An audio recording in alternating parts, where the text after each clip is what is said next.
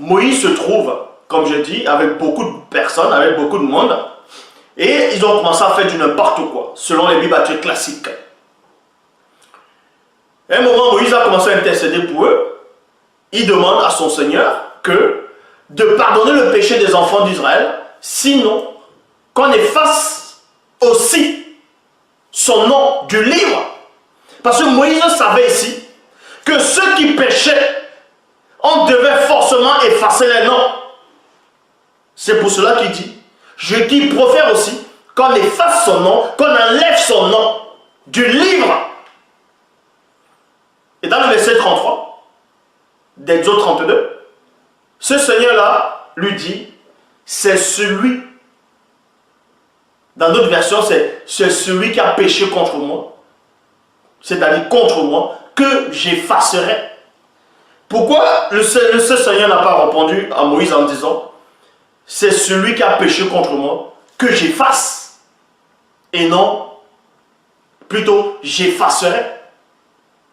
Donc, on vous montre ici qu'en ce moment précis dans la révélation, ces enfants d'Israël qui ont péché ici, quand ils ont péché dans le présent à eux, qui pour nous, c'est le passé, on n'a pas automatiquement effacé les noms. Mais on effacera les noms dans le futur. Pourquoi? Posez-vous la question. Vous allez voir quelqu'un, il va pécher, là. Et on efface son nom du livre de vie. Demain, il demande pardon, il se repent. On écrit encore son nom. Après demain, il demande pardon. Après demain, il pêche, on efface encore. Donc ça devient quoi? Un jeu? Non, c'est pas comme ça que ça se passe dans le spirituel. Donc, celui qui pêche selon cette époque-là, selon le spirituel, il pêche dans le présent, qui est son présent à lui. Et pendant qu'il pêche dans son présent, on n'efface pas son nom dans le livre de vie.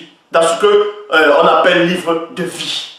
C'est lors de sa mort, la manière dont il va quitter le visible, lors de son départ, lors où il va être transporté dans le non visible, c'est ce moment qu'on efface ça, parce qu'on ne pourra plus, c'est-à-dire on ne reviendra plus pour réinscrire son nom.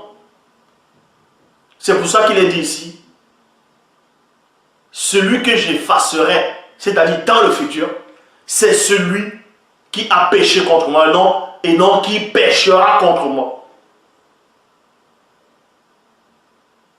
Mais Moïse avait compris ici que beaucoup de personnes qui avaient déjà commis le péché, ils allaient demeurer dans ce péché-là. Et donc, on allait effacer les noms.